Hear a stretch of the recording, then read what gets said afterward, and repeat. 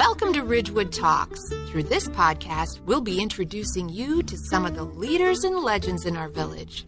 We'll keep you updated about fascinating local events, and we'll dig into the town's hot topics and so much more. But first, let me introduce myself. I'm Jeannie Johnson, the founder of Ridgewood Talks and Ridgewood Walks. The goal of these initiatives is to create a kinder, more connected, and a more vibrant community. I'm thrilled to be co-hosting this podcast with my good friend and all-around wonderful guy, Jordan Kaufman. We look forward to meeting with you weekly, and we look forward to hearing your thoughts on who and what you'd like to learn about in our beautiful hometown. Enjoy this episode, and until we meet again, be kind and do good. Hey, everybody. Thanks so much for tuning in to another episode of Ridgewood Talks. I'm here with my co-host, Jordan Kaufman, and his little buddy, Hazel. We have quite a sophisticated operation here, don't we, Jordan? Do you want to tell us what our setup looks like? That's what it's all about, right? It's regular people in Ridgewood talking about regular local town issues. So yeah, we've got my 8-month-old here who is co-producing this entire podcast. So if you hear any weird sounds or bleeps or edits, it's clearly a professional error. That's perfectly okay. Hey, baby girl.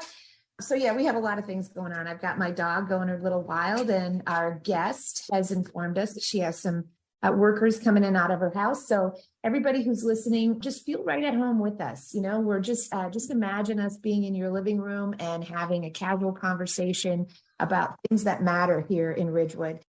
This guest that we have today, I'm really proud to have her on our show. Mary Micale is a longtime Ridgewood resident, and she is a very valued community volunteer.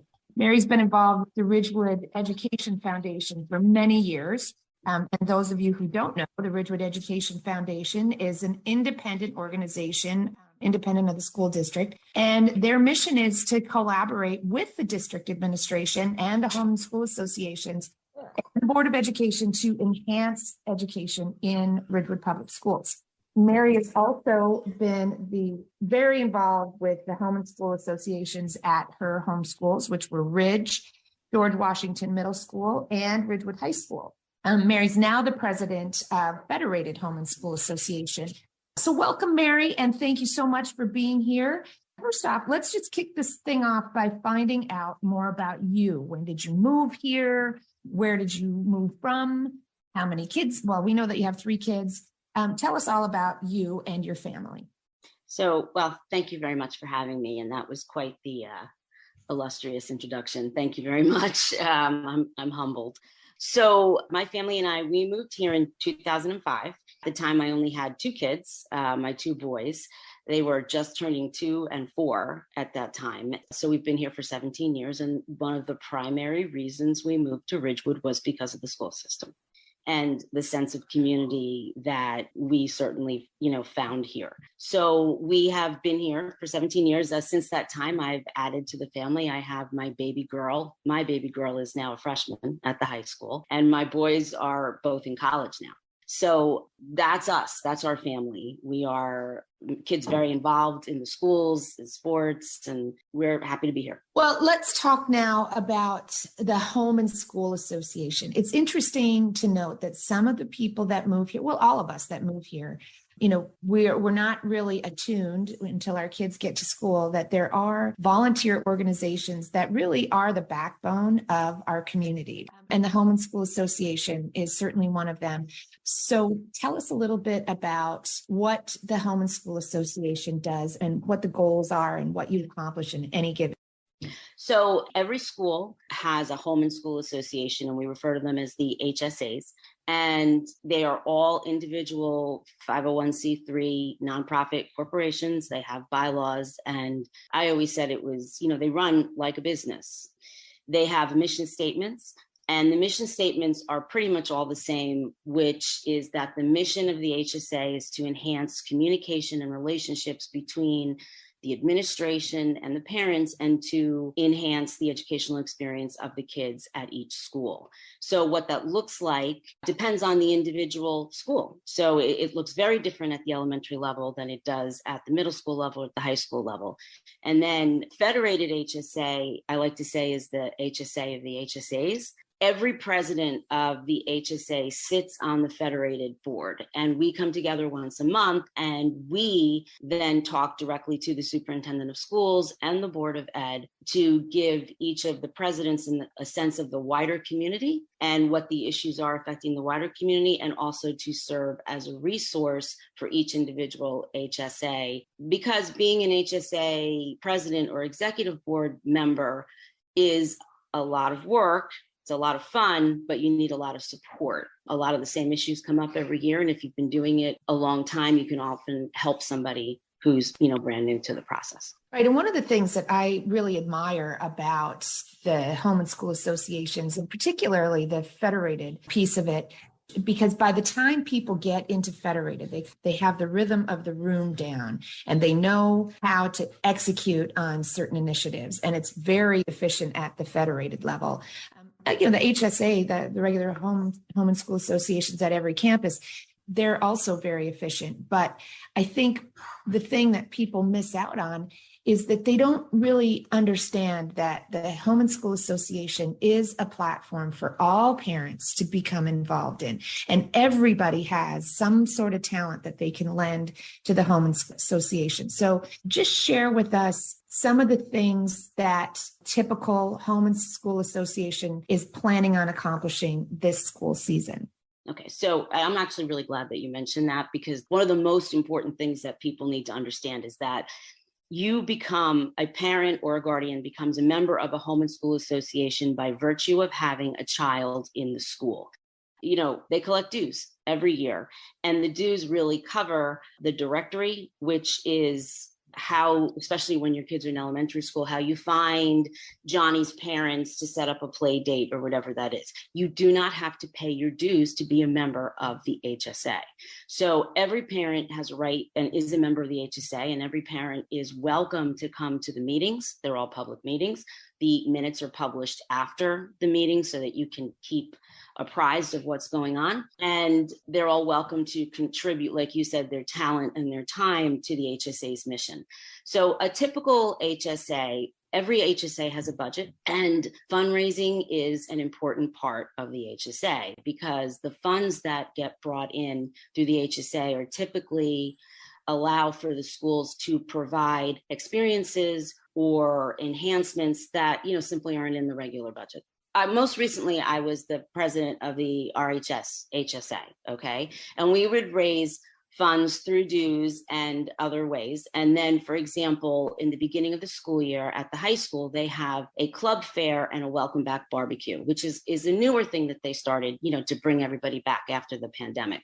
And we supported the HSA gave the money to support that barbecue and that club fair, so that every kid could attend, regardless of whether or not they could afford to pay whatever it was for the hamburgers and the hot dogs. So that was an experience, a community building experience, and an experience for each of the kids that was funded by the HSA. At the high school level, they also fund teacher appreciation breakfasts and things like that, because our staff is incredibly hardworking at all the schools, and all the schools do this. So they fund things like that. At the elementary schools and at the middle schools, typically they have smaller fundraisers, like they'll have a Frosty Friday where your kid brings $1 and they get a popsicle. They all have budgets, and their budgets are not insignificant. I don't know the specific numbers, but I think we had like a $70,000 budget when I was the president of Ridge. A couple of the elementary schools will do an annual auction or a major fundraiser. And then the principal will say, okay, I have a wish list. Each of the principals have a wish list of things they need to do, and they will enhance or refresh classroom libraries, or they will buy furniture for the library, or smart boards, or whatever it is that the schools have a need for at that time. The wish list comes from the principal, and the community votes on it. It's what comes from what the school needs, which is determined usually by the administration. Right. And then there's some other projects that I know, for example, amphitheater at Orchard. Yes. Playground, the Castle Playground at Ridge. Yes. There's a sign in front of GW, right? With that granite sign that was paid for by the GWHSA. Mm-hmm. So, it depends on what the need is there. So yeah, there have been some basically capital projects. I mean, I think they did the playground at Travell a couple of years ago. They did it at Willard a couple of years ago. So yeah, there's the HSAs are definitely an important source of funds for the schools and really do contribute substantially to the experience that our kids have at each school. That's part of it. It's not just about money. And I think it's important to understand that because the HSAs are the venue through which the parents get into the schools. And I have to say that it's a great opportunity for parent volunteers to do, because not only do you get to spend that time with kids other than your kids and the kids that you're friends with, but you also get to know the administration and the teachers on a completely different level. And I think that leads to really good things. I do too. I think that getting a feel for the environment in your child's school, there's nothing better than that, because then you can have a real relationship with your child when they get home from school and when they explain things that happened during their day. You can visualize it because you've been inside the school. And that's what I love so much about our school district, is that we really encourage participation from parents. And even though you mentioned all of the activities and the fundraising events that are had there, there are a lot of other ways that parents can contribute too. For example, just being on the executive board, like you mentioned, the budgets are pretty substantial. And so having somebody that has a background in accounting is really helpful. Having a background in technology, having a background in construction is sometimes very helpful when there's other projects. Again, some of those projects that are built for our children, there isn't a skill set that is not wanted or needed in the home and school association arena. Would you agree with that? 100%. That was very well said. Absolutely. Mary, one of the questions, I think there's kind of been a renewed interest in Board of Education meetings. And now that they're hybrid and they're on Zoom, kind of everyone's logging in and listening to those. I hope you could maybe shed some light on is, how does the HSA work with the Board of Ed? And when does someone go to the HSA and take their question there? Should they take their question there first before going to the Board of Ed? How do you view that relationship between Board of Ed and HSA, as well as parent to those two organizations? I'm glad you asked that question, because that was kind of the third piece of the HSA that I really wanted to touch on today. So at every federated meeting, the superintendent of schools comes and speaks with us and a Board of Ed member. We have a Board of Ed liaison, which is Mike Lembo. And if he's not available to come, then past couple of meetings, Hanju Kwok, the president of the Board of Ed, has come and sat with us. And they will tell us, kind of the updates, what's going on. But also they sit there and they answer our questions as to, well, okay, so what's going on? Let's cut to the chase. One of the big issues in Ridgewood right now is we need a new superintendent, right? So there's a superintendent search. So people have questions about that. And they ask those questions directly to the Board of Ed, and there's an ongoing dialogue and suggestions are made, and people are educated on both sides. And that's a really important part of the HSA function. That the larger district-wide issues really happen at the federated board meetings, which is once a month. So that's kind of the general overview of it.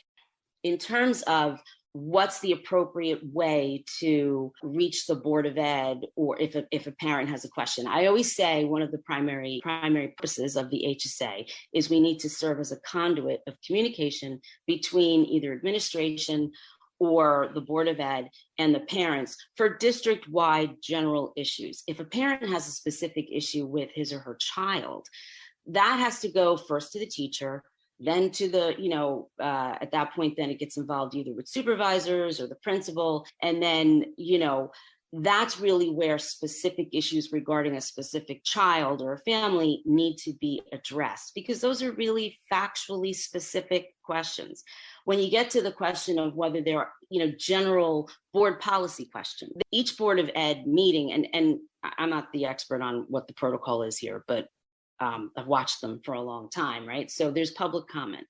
And, anyone is welcome to go and speak at public comment and, make a comment or raise a question as to what's going on generally in the district. That's fine. The rules actually of the Board of Ed are that they're not really supposed to respond at that time. Okay. If there are questions and concerns, we've always encouraged the community to go to your HSA president, and then your HSA president at the Federated meeting says, listen, I'm hearing, I'll give you an example. There's been a lot of discussion at Board of Ed meetings about the aid shortage, right? And so that was a very big issue, particularly at the elementary level and also for the special ed community. So those presidents have come to the meetings and said, our community is concerned about this. Are there enough aides? Are you paying the aides enough? And a lot of this is stuff that's been heard at the general Board of Ed meetings, but it becomes more conversational at Federated. And so we always encourage parents to bring that through the HSA because then we have that direct conversation. And parents get more support. I mean, that's really the key. If parents have an issue with their student or anything that goes on at the campus, bringing it to the Board of Ed, you're still going to feel isolated bringing it to the Board of Ed. If you bring it to your local home and school association, it's likely that somebody in that room is experiencing the same thing, and you can get support that you need. You can get direction on how to move forward with whatever challenge it is. Or, in other words, you can bring ideas to the home and school association to make the district and your school campus even better, right? Absolutely. Absolutely. And, the thing is, the one thing that the HSAs can't do, okay, and I always make sure that I have to say this is we can brainstorm ideas, we can make suggestions, and absolutely, we're here to support each other and the community as best we can. We can't always solve the problems, right? So the HSA doesn't run the schools. My understanding, and again, you'd have to look at what the rules are, is that the Board of Ed doesn't run the schools. The Board of Ed is supposed to make sure that the schools are run well and efficiently, but it's the district administration that runs the schools. So there might be a complaint or a concern about anything that's going on at the schools, and parent involvement and suggestions and concerns are absolutely belong at the HSA meeting. They belong at the Federated meetings, and they need to, then get to the higher level so that there can be discussions. But what we can't do is necessarily solve the problems. We can just let them know. But I think that being a means of communication between, we have a lot of families in this district. We are the largest school district in Bergen County. We have a huge high school. There's a lot of people that have a lot of concerns, and people don't always have the time to reach out and do individual things. I'm not talking about Board of Ed people. I'm talking about parents. So we provide that service of bringing it all there and having that conversation and being the conduit for communication. I think that's really important for us. Oh, it's key. Communication is key for everything. And I think the experience that we had with our children in the Ridgewood Public School District is not only were the home and school association members open to us playing an active role in that, the administrators at each school, the teachers, all the way up to the superintendent, they've always been open and eager to hear from parents on how they can make and how the district can be better. Absolutely. Absolutely. I mean, I have always found that the district, teachers, staff, administration, Board of Ed, very responsive. Nothing is perfect. And so there's always going to be a concern that someone has one way or the other. And sometimes what I've learned, and I think people sometimes forget, is that sometimes the response to your question or your concern is not what you want to hear. Okay. And that is unfortunate. And, you can maybe think, well, you're not answering my question. Well, yeah, they are. They're addressing your question. It's just not necessarily what you want to hear. And that's life. Right. And also, I think the other thing to remember, too, is, I hear a lot. I watch some of the meetings and people will ask a question and they'll get an answer at the board level that will just simply not allow board members to disclose. Well, exactly. For example, Thank you. Personnel issues. Okay. Or something like that. There are things they cannot discuss. They cannot discuss publicly. And the other thing, and you kind of touched on it, and this is something that I learned as a function of being on the HSA, is that nothing is ever as simple as it seems, okay? Public schools, they're public entities. There are so many rules, regulations, statutes, requirements that they have to comply with that it makes my head spin to try to figure all that out. I'll give you an example. A couple of years ago, 2020, my son was a graduate in 2020, and right in the middle of the pandemic, and everyone's freaking out. Are we going to have a graduation or not? Tom Gorman and Dan Fishbein, who at that time was the superintendent of schools and the principal of Ridgewood High School, sent out, I kid you not, no less than 8 letters, one day, 2 in a row, changing what the graduation was going to look like based on the constantly changing directives from Governor Murphy. Okay. Nobody knew what was going on, but there were certain things that, the school had to comply with, which what was permitted or what wasn't. It was, well, why can't we do an outside graduation and put them, well, it seemed very easy, but the reality was that there were things that they simply had to comply with that were changing on an hourly basis that they constantly had to respond to. It got really complicated. That's an extreme example, but that is happening all the time. If you're listening to the Board of Ed meetings over long periods of time, you will find that the standards for any given curriculum change regularly. I think the science standards have changed, 3 times since my kids have been in school. The approach to math has changed. And I'm not even talking about judgment calls. I'm talking about requirements. A couple of years ago, Governor Christie put a lot of requirements on, for example, HIB and bullying, changing the definition of bullying, adding requirements. That stuff comes down sometimes without any notice at all. And then they have to respond to that and comply with it. So what seems like a simple question between neighbors isn't, because you're talking about a large organization that has to live within the constructs, the bureaucracy, if you'll have it, of the state. Going to the HIB, which is harassment, intimidation, and bullying, that legislation that came down, the principal at one of my child's schools did a mock-up of what would happen if a child reported one of the HIB incidents. And it would take 21 hours of time for a teacher or an administrator to file just the preliminary paperwork to have an incident legally recorded. So that takes up a tremendous amount of time that teachers will have to take away from their curriculum and teaching time. It takes a tremendous amount of time for administrators to process all of that. So, while HIB incidents should be taken seriously, they also have to filter through, like, how serious is this accusation? I'm going to throw a little curveball question in there. I'm on the board of West Bergen Mental Health Care. Obviously, on the heels of COVID, and this was really probably a underappreciated issue before COVID, but got a lot of highlight, was the mental health issues that kids are facing in schools. And we obviously hear reporting that says things about how far children have fallen behind as a result of having at-home schooling and things like that, not the regular programming.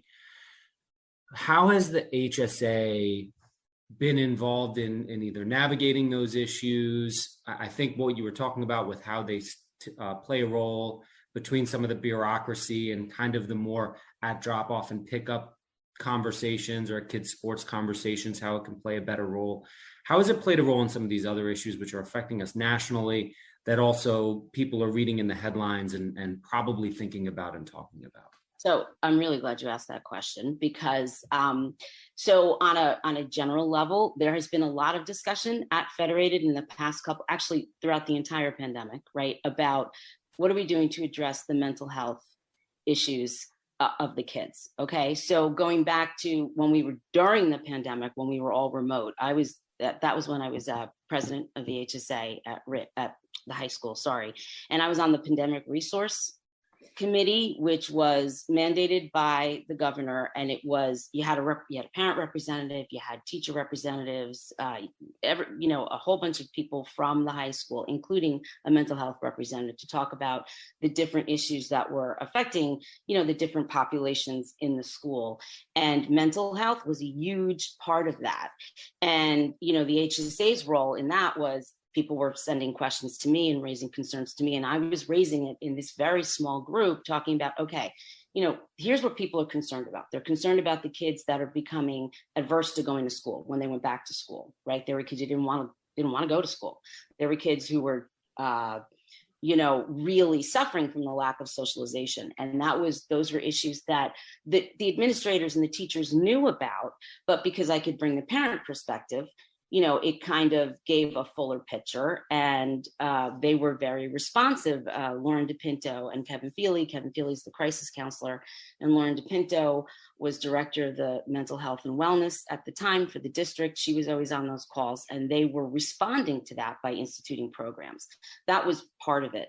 On a more recent level, every year, Federated is more organizational and, as I said, really serves as the conduit of communication and support for all the HSAs. But we do have one fundraising event a year, and we host the Wizards game, which a lot of people know about and is very, very popular. And we take that money and then we donate it to the district, in a way that touches as many kids as possible. And there's we, meaning Todd Rothman and Amy Gill ran it, did an incredible job last year. And we have a larger pot of money than we normally do.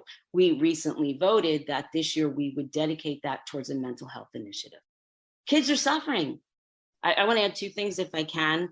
The first is, you were talking about family support. And I want to make sure that people know that the Learning Services HSA, which is an HSA that is not specific to one school, but it deals with every kid who has who needs learning services. So anyone who would have an IEP or that roster of parents cannot be published because of privacy concerns, but anybody who has a child who needs learning services or is concerned that they might need those can reach out to the executive board of the presidents of the Learning Services HSA and get the support that they need. So I think that's really important.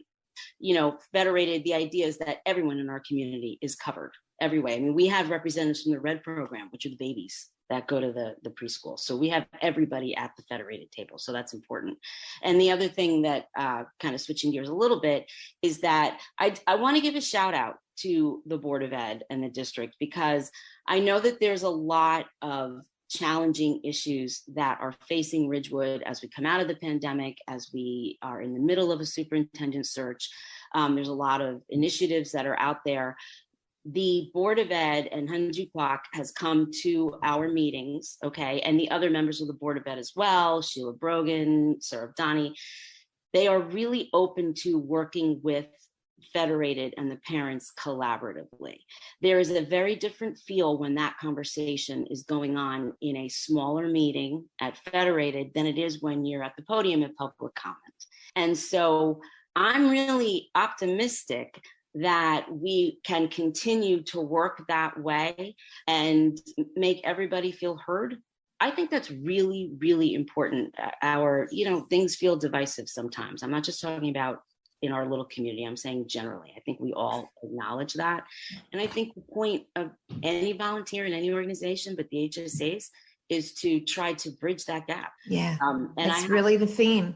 Yeah, that is the theme. And I have to tell you, I'm really proud of the fact that everybody on the Federated board and the people we work with on the other side, the administrators and the Board of Ed members, we all agree on that. Well, Mary, I think, I have to say that's in large part to your leadership. I don't know about that. It's true. You and all of the ways that you have contributed, not only to the Home and School Associations, to Federated Home and School Association, and the Ridgewood Education Foundation. Your leadership has been stellar. You have created new programs and new fundraisers like the Oktoberfest. I understand that you were. I was part of that, but there were other. Erin Pruitt, actually, that was her brainchild. But yeah. Oh well, it's a great event. It's a lot of fun. It is a really great event. And you're talking now about, maybe we're going through a little bit of a contentious time in our community simply because it's election season, right? And it happens every time that there's an election. It doesn't matter at what level, whether it's local, county, state, or federal. There's going to be some differing opinions, but there are passionate people who want nothing more than to serve the greater good. And so with that, let me ask you, and I know I'm putting you a little bit on the spot, would you ever consider running for school board? Oh my God. Oh, Jeannie, I don't know. It's certainly very, very interesting. You definitely put me on the spot and I cannot answer that question. I did put you on the spot. Smart move, Mary. Yeah. That's a veteran move right there. Dodge. Yeah, I don't know. Yeah. You are too kind. You've said too kind things. Everybody that I've been involved in. I mean, I'm not on the board of the Education Foundation anymore either. Paul McCarthy's been heading it up. But there are a lot of people in this community who work together and do a lot. So thank you for the kind things you said, but it's truly a joint effort, everybody. Well, I agree. We are so fortunate live in a community where people serve, and it's just crazy. I always say it all the time. I said, if every volunteer sat down for one day in Ridgewood, everything would stop, because we're run by volunteers. And from our, all of our elected officials on down, it's really an amazing place that we live. So with that, I just want to say thank you for your dedication and your commitment to our schools and our community. You are such a treasure. Thank you. Thank you. Well, the feeling is mutual, and thank you both for the time and the effort you put into this. I think this is quite the service that you're providing so that people know what's going on. I appreciate it. Thank you so much. And so if somebody has a question, just to close this off, if somebody has a question, who should they contact? Okay, so the first thing to do is you go to the district website, Ridgewood Public Schools, and there's a tab for parents, and under that they have HSAs, and they'll have each individual HSA has a page on that, and Federated has a page. And on that, you'll have the contact information for me and the other people on the executive board.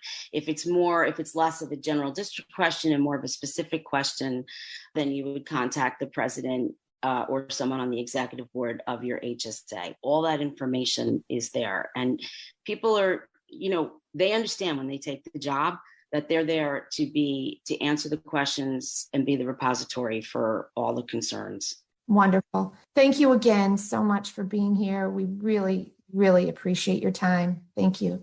Thank you, Mary. Thank you for having me. Oh man, Jordan, what a great guest. I really, really appreciated a lot of everything that Mary had to say. As a matter of fact, my biggest takeaway from this interview was that volunteerism in our community is alive and well. We are unbelievably blessed to have so many people with the heart that Mary has out there working for the benefit of our kids and the benefit of our entire school district. In fact, that touches every single taxpayer in our community. So we're really, really lucky to have people like Mary. We're really lucky to have all the wonderful volunteers. And as Mary mentioned, the Board of Ed members, the village council members, they are all volunteers. This entire community is run by volunteers. And boy, aren't we lucky. What was your takeaway, Jordan? I agree 100%. I think highlighting that all the individuals that we're interacting with at the town level, unless they're hired staff, a lot of this is volunteers. And as you've said, without the volunteers, the village stops running.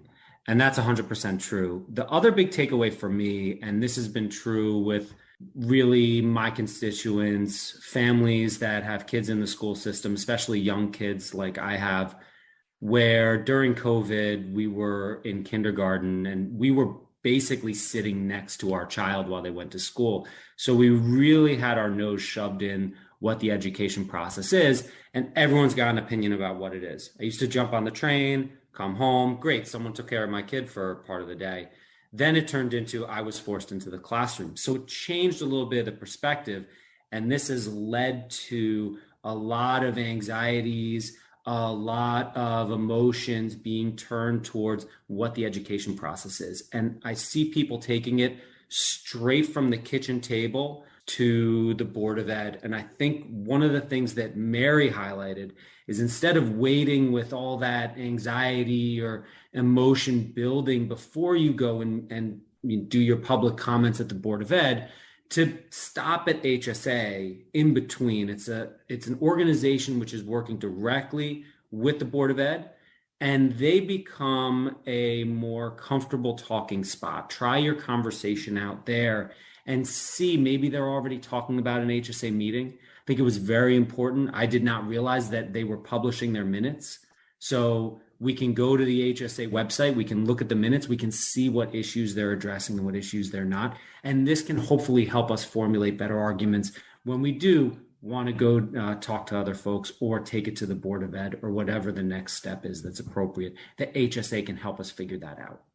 Right. And I think that the point that is so well taken is that HSA can actually provide solutions. Whereas if you go to the Board of Ed, the Board of Ed members, they are bound by legal reasons that they are not able to communicate directly with parents as they come up to the podium. So if parents want to have a dialogue, the best place to go first and foremost is the Home and School Association. And if their challenge is not addressed there, then the next step is to go to their school principal. And then finally, if it isn't accomplished, to head over to the Board of Education. But anyway, so Jordan, I'm so thrilled that you are co-hosting this initiative with me. I think it's really important. I know we're not professionals. We're just two ordinary people living in our community that believe that communication is key. Information is key. I'm proud to be able to bring this information to our community. And I think the other thing that we both believe is incredibly important in our community and in our lives is to continue to do good and to continue to be kind. So go out there and do that, everybody. Until we meet again, thanks so much for tuning in. See you later, bud. Thanks, guys.